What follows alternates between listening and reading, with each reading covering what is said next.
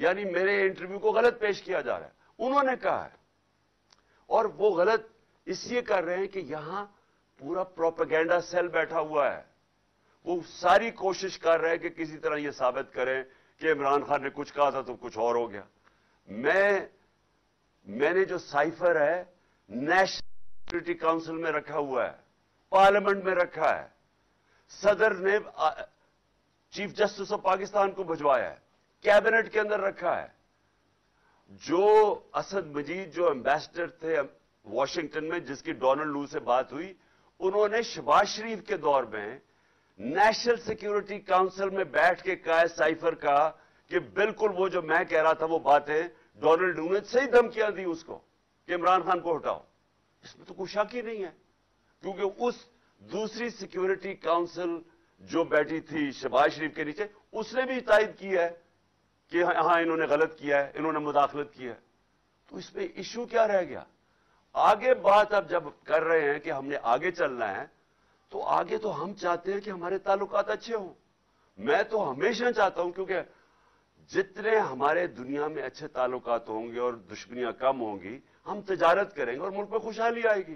तो मकसद तो ये है।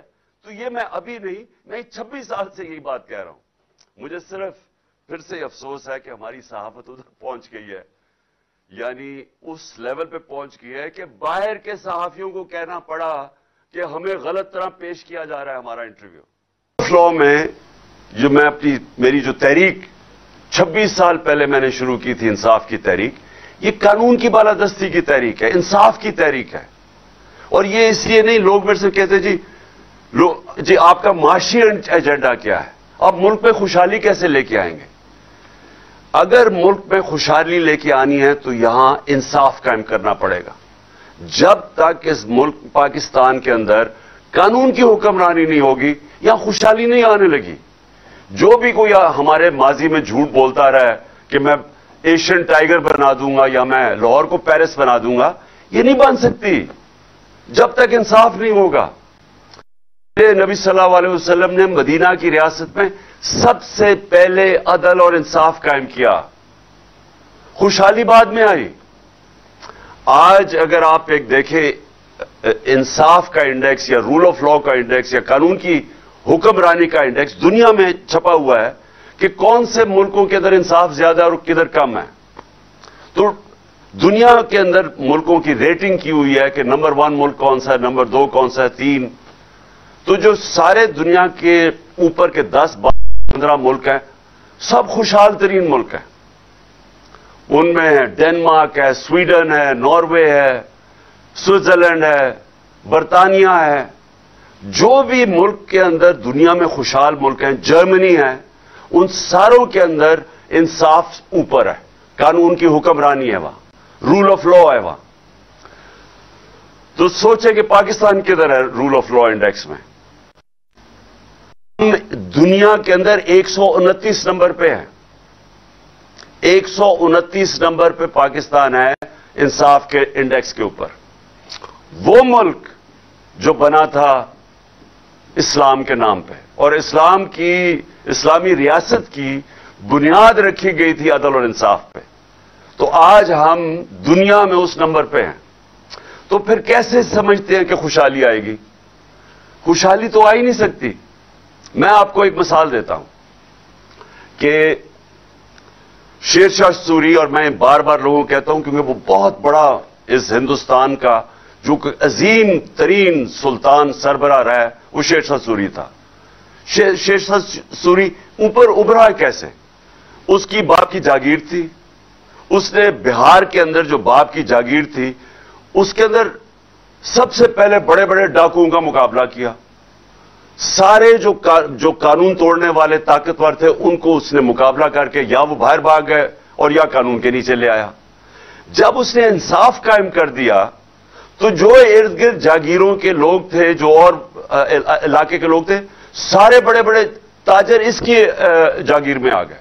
वहां खुशहाली आ गई और सारों को नजर आना शुरू हो गया कि सबसे इसकी जागीर खुशहाल थी और बेहतरीन चल रही थी, क्योंकि इंसाफ था। पाकिस्तान के अंदर हमारा ये जो स्ट्रगल है, जो आज हमारे पार्लियामेंटेरियंस, सेनेटर्स جو آج سپریم کورٹ سے پٹیشن کر رہے ہیں، یہ ہماری تحریک انصاف کی ہے. ہم اس ملک میں قانون کی حکمرانی چاہتے ہیں، اور قانون کی حکمرانی خوشحالی نہیں لے کے آئے گی، وہ لوگوں کو آزاد بھی کرے گا. جو ہم حقیقی آزادی کی بات کرتے ہیں کہ اگر ملک کے ایکس پرائم منسٹر، سب سے بڑی پاکستان کی پارٹی کا سربراہ، اگر میں اپنی ایف آئی آر رجسٹر نہیں کروا سکتا، میرے اوپر قاتلانہ حملہ ہوا ہے، مجھے پتا کس نے کیا ہے، تحقیقات میں ہو سکتا ہے ثابت ہو کہ وہ نہیں ہے لوگ، لیکن یہ تو میرا حق ہے. آئین مجھے یہ حق دیتا ہے کہ میں ان کی نشاندہی کروں اور ان کی انویسٹیگیشن کرواؤں. میں اپنی ایف آئی آر نہیں درج کروا سکا. پولیس بھی ہماری، پھر سے پنجاب ہمارے نیچے ہے، لیکن انہوں نے میری بات نہیں سنی، طاقتور حلقوں کی بات سنی اور نہیں ہماری ایف آئی آر درج کروائی. تو بات یہ ہے کہ اگر میرے سے یہ ہو سکتا ہے، اب سوچے سارے پاکستان کے اندر عام آدمی کے اوپر کیا گزرتی ہوگی. دیہات کچہری میں کام کرواؤں گا اس لیے مجھے ووٹ دو، وہاں کیوں نہیں ہے؟ کیونکہ وہاں انصاف ہے. انصاف انسانوں کو آزاد کرتا ہے.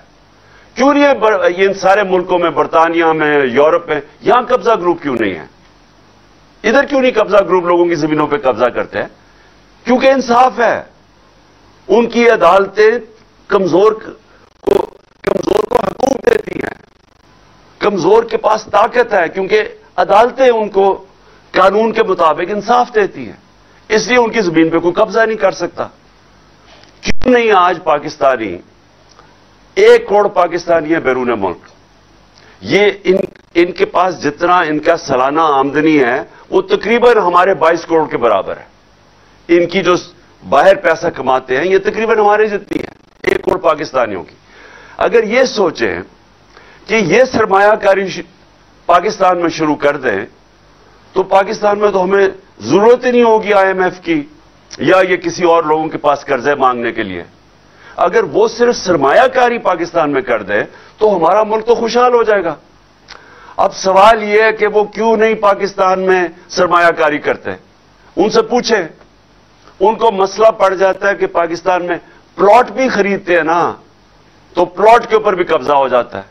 ان کو یہی نہیں ہوتا کہ سب سے آسان چیز ہے پیسے کمائے میں پلاٹ لے لوں. جب پلاٹ بھی ان کے اوپر قبضے ہو جاتے ہیں اور عدالتوں میں جا کے پھنس جاتے ہیں، انصاف نہیں ملتا، تو وہ سرمایہ کاری کون کرے گا؟ وہ جا کے دبئی میں چلے جاتے ہیں، ملیشیا میں چلے جاتے ہیں، اور ملکوں میں سرمایہ کاری کر. پاکستان میں نہیں آ رہی، آتی ہے. لیکن اگر یہ ہم اپنے ملک میں اپنا انصاف کا نظام ٹھیک کر دیں، ان کو اعتماد ہو جائے ہمارے انصاف کے نظام میں، میں آپ کو یقین دلاتا ہوں کہ جتنا پیسہ وہاں سے آ سکتا ہے ہمیں کوئی بیکاریوں کی طرح دنیا میں نہیں جانا پڑے گا. لہذا پھر سے میں کہتا ہوں، 26 سال پہلے جب میں نے اپنی انصاف کی تحریک شروع کی تھی تو میں نے ایک چیز نشاندہی کی تھی کہ ہمارا مسئلہ ہی ایک ہے، یا انصاف نہیں ہے. کیونکہ میں نے تو ساری دنیا دیکھی ہوئی تھی، مجھے تو پتہ ہے خوشحالی کیوں آئی ہے وہاں. میں پاکستانیوں سے جو باہر رہتے ہیں، بزنس کرتے ہیں، میرا تو ان سے ملنا جلنا تھا، تو مجھے تو پتہ تھا کہ وہ کیوں بیچارے آنا چاہتے ہیں پاکستان. وہ بیچارے پاکستان میں انویسٹ کرنا چاہتے ہیں، لیکن وہ کیوں نہیں آ سکتے؟ کیونکہ ان کو یہاں اعتماد نہیں ہے. ایک انگریزی کا لفظ ہے کانٹریکٹ انفورسمنٹ. ان کو اعتماد نہیں ہے کہ ہمارا جو کانٹریکٹ آنر ہوں گے یا نہیں ہوں گے، تو وہ پیسہ نہیں لگاتے ہیں. سرمایہ کار ہمیشہ بزدل ہوتا ہے، کیونکہ سرمایہ کار نے اپنا پیسہ کمایا ہوتا ہے، وہ چاہتا ہے ادھر پیسہ لگائے جدھر اس کی آمدنی ہوگی. تو جب اس کو یہ خوف ہو جائے کہ میں اگر یہاں انویسٹ کروں گا تو یہ پیسہ میرا پھنس جائے گا، وہ کبھی پیسہ نہیں لگائے گا. وہ جتنا مرضی پاکستان سے پیار کرتا ہو، جتنا مرضی درد رکھتا ہو پاکستان سے، وہ سیلاب کے لیے ہم نے مانگے، اربوں روپے گھنٹوں میں اکٹھے ہو گئے، لوگوں نے پیسے دیے، لیکن سرمایہ کاری نہیں کرتے. تو لہٰذا یہ جو ہماری تحریک ہے، اور میں اللہ سے دعا کرتا ہوں کہ یہ جو ہماری حقیقی آزادی کی تحریک ہے، یہ دراصل انصاف کی تحریک ہے. اور یہ شروع ہوتی ہے جب ہماری عدالتیں کھڑی ہو جاتی ہیں. ایک لوگوں کے لیے جو سمجھتے ہیں ہم کمزور ہیں اور ہمارا طاقتور کے سامنے آمنا سامنا ہو گیا، تو لوگ چاہتے ہیں کہ ہماری عدالتیں ہمارے ساتھ کھڑی ہوں. میں وہ ونسٹن چرچل جو برطانیہ کا پرائم منسٹر تھا دوسری جنگ عظیم کے اندر، تو جب ہٹلر کی جو بالکل برطانیہ کو اوپر حملہ کرنے یعنی آنے لگی تھی برطانیہ کے اوپر، وہ فرانس کے بارڈر پہ کھڑی تھی، ان کے جہاز بمباری کر رہے تھے برطانیہ پہ، تو خوف میں لوگ جب اس کے پاس گئے اور پوچھا کہ ہم بچ جائیں گے، تو چرچل نے کہا کہ کیا عدالتیں انصاف دے رہی ہیں؟ وہ حیران ہوئے کہ جی عدالتوں کا کیا چکر ہے؟ انہوں نے کہا جی دے رہی ہیں. تو ونسٹن چرچل نے کہا کہ کوئی طاقت ہمیں تباہ نہیں کر سکتی جب تک ہماری عدالتیں انصاف دیں. تو میں آج پھر سے بڑے ریسپیکٹفلی آنریبل چیف جسٹس سے کہتا ہوں کہ یہ بہت امپورٹنٹ چیز ہے. پاکستان کا نمبر 1 انویسٹیگیٹو جرنلسٹ صحافی ارشد شریف کو شہید کیا گیا. اس کے اوپر پوری تحقیقات ہونی چاہیے. کون تھے وہ لوگ جنہوں نے دھمکیاں دی؟ کنہوں نے اس کے اوپر FIR کٹوائی؟ کیوں ملک سے باہر اس کو جانا پڑا؟ اس کے بعد کیوں آگے ادھر سے گیا اور پھر اس کا قتل یہ جو اس کو شہید کیا؟ کہ یہ تو میرا حق ہے FIR کا.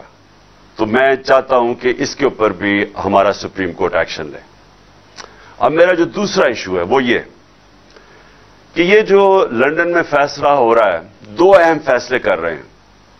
کیا الیکشن جلدی ہوگا یا لیٹ ہوگا، اور دوسرا فیصلہ ہے کہ آرمی چیف کون بنے گا. تو میں پھر سے آج ساری قوم کے سامنے یہ بات رکھنا چاہتا ہوں کہ یہ ناممکن ہے کسی کا تصور کرنا کہ ایک مفرور، ایک سزایافتہ آدمی ملک کے اتنے اہم فیصلے کرے گا. یہ کسی مہذب معاشرے میں نہیں ہوتا. اور اس سے بھی بڑی بات کہ جو شہباز شریف پرائم منسٹر ہے، کیا اس سے نہیں پتا کہ اتنا سینسٹیو معاملہ جو کہ آرمی چیف کی سلیکشن کا، یہ کیسے ایک مفرور اس سے کیسے کنسلٹ کر سکتا ہے؟ یہ آفیشل سیکرٹس ایکٹ کی وائلیشن ہے. اور اس کے اوپر ہم اپنے وکیلوں سے بات کر رہے ہیں، ہم اس کے اوپر ایکشن لیں گے. کیونکہ یہ کیسے اتنی بڑی، اتنی امپورٹنٹ پوزیشن پاکستان کی نیشنل سیکیورٹی کے لیے، آرمی چیف کی جو پوزیشن ہے وہ اتنی امپورٹنٹ ہے، یہ کیسے اس مفرور کے سامنے پاس بیٹھ کے ڈسکس کر سکتا ہے؟ اور دوسری بات کہ الیکشن ہوں گے یا نہیں ہوں گے، یا کب ہوں گے، اینڈ میں ہوں گے، جلدی ہوں گے. سوال یہ ہے کہ کیا وہ مفرور، وہ سزا یافتہ آدمی جو کہ چوری کے پیسے سے وہاں بیٹھا ہوا ہے لندن میں، کیا وہ فیصلہ کرے گا یہ اہم؟ کیا اس کو پاکستان سے پیار ہے یا اس کو کوئی اسٹیک ہے پاکستان میں؟ بچے اس کے باہر برطانیہ پاسپورٹ لے کے بیٹھے ہوئے ہیں، دونوں بیٹے. اس کا جو سمدھی ہے، جو اسحاق ڈار ہے، وہ باہر، اس کے بچے باہر بیٹھے ہوئے ہیں. شہباز شریف، اس کا بیٹا باہر بیٹھا ہوا ہے، سب بھاگے ہوئے ہیں کرپشن کیسز سے. کیا یہ آدمی فیصلہ کرے گا کہ پاکستان کے لیے الیکشن جلدی ہونے چاہیے بعد میں؟ جس آدمی کا صرف مقصد ایک ہے، کس طرح وہ پہلے جو پاکستان کا پیسہ چوری کیا، اربوں ڈالر اس نے باہر رکھا ہوا ہے، اور پھر NRO کیسے لینا ہے، اس پیسے کو بچانا کیسے ہے. جس آدمی کا اصل مقصد یہ ہو، کیا وہ فیصلہ کرے گا کہ پاکستان میں الیکشن کب ہونا ہے؟ سب کو پتا ہے.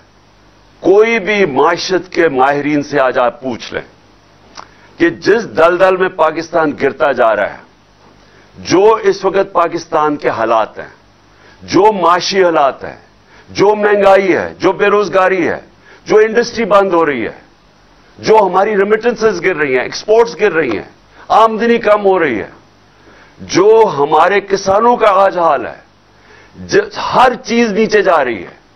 جب ملک کی آمدنی کم ہوتی جا رہی ہے تو ہم نے قرضے کیسے واپس کرنے ہیں؟ قسطیں کیسے واپس کریں گے جب آمدنی کم ہوتی جا رہی ہے؟ اور یہ کیسے ٹھیک ہوگا؟ جب تک یہ حکومت بیٹھی ہے تو ٹھیک نہیں ہوگا، کیونکہ جب تک اکنامک سٹیبلٹی تب تک نہیں آتی، یعنی معیشت جب تک استحکام اس کا ہو ہی نہیں سکتا جب تک सियासी तौर पे इस्तेकाम ना हो। पॉलिटिकल स्टेबिलिटी होगी तो मार्केट की स्टेबिलिटी होगी, वो हो ही नहीं सकती क्योंकि किसी को ही नहीं पता कि आगे क्या होगा, हुकूमत कितनी देर चलेगी।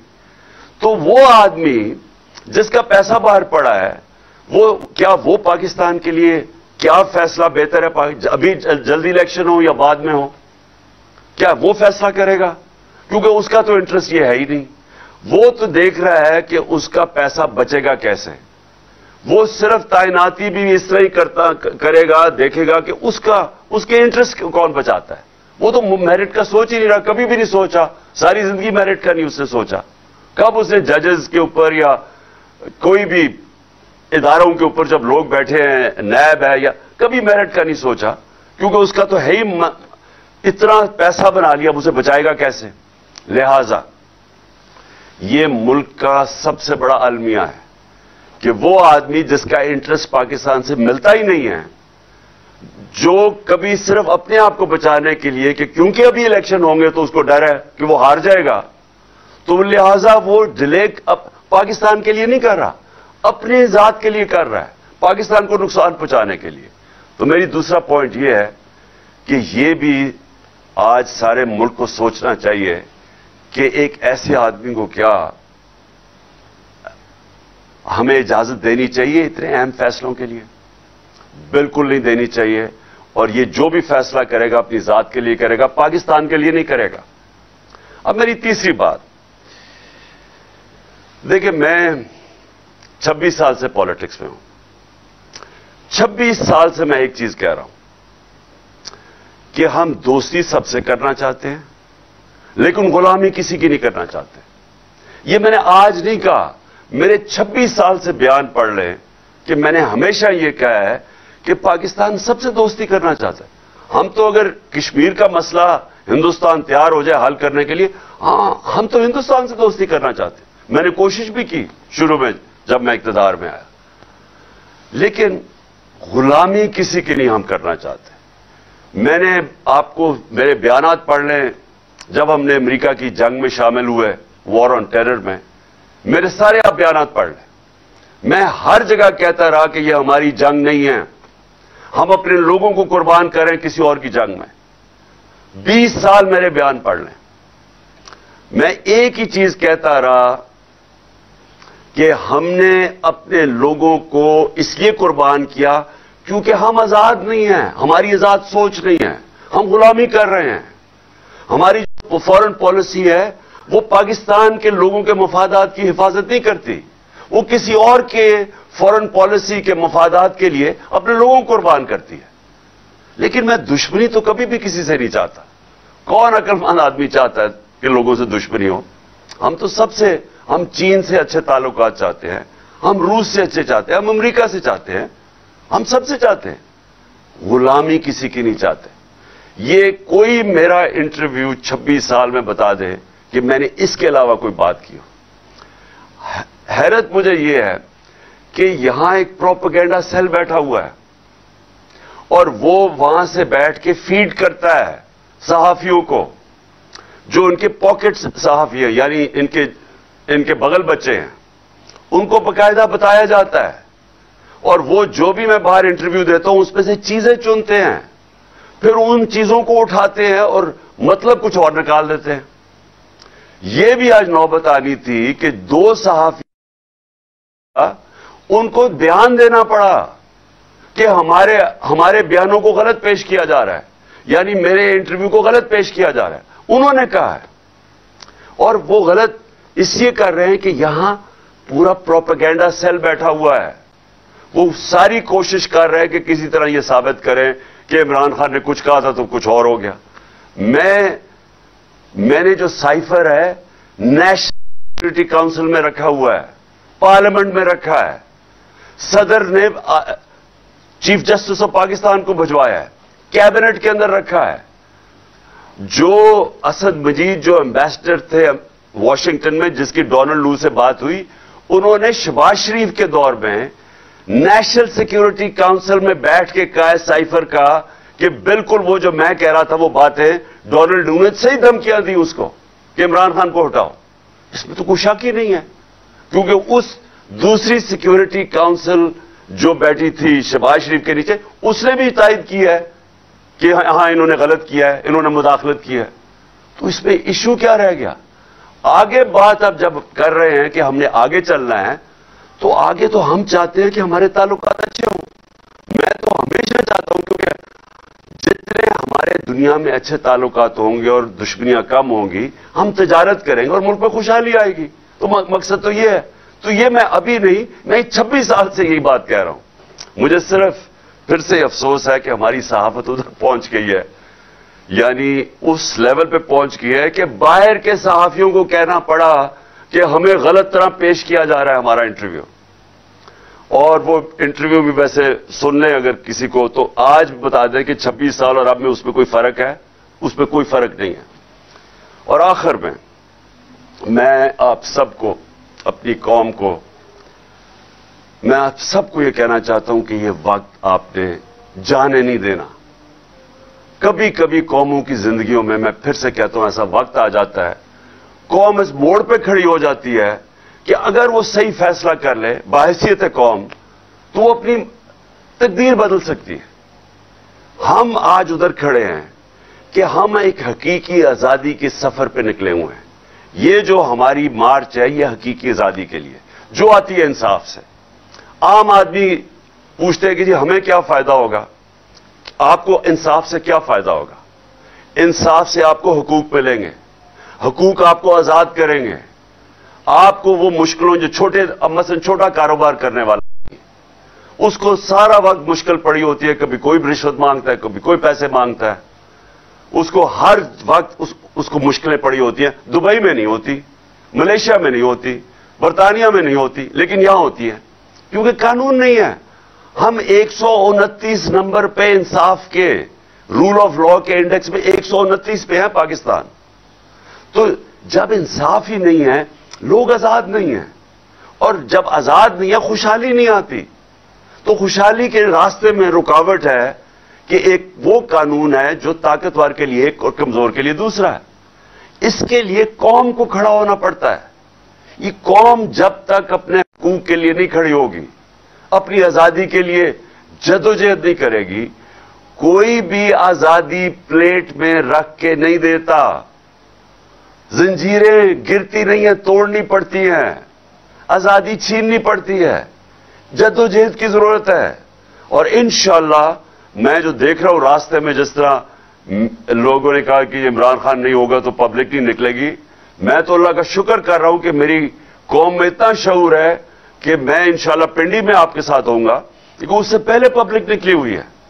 تو میں تو اللہ کا خاص آج شکر ادا کرتا ہوں, اور آپ سب کا کہ آپ نے جس طرح پوری آج شرکت کی ہمارے ساتھ, منڈی بہاؤدین میں بھی اور جڑا والا میں بھی, دونوں جگہ پہ بھی میں آپ کا شکریہ ادا کرتا ہوں. پاکستان زندہ باد.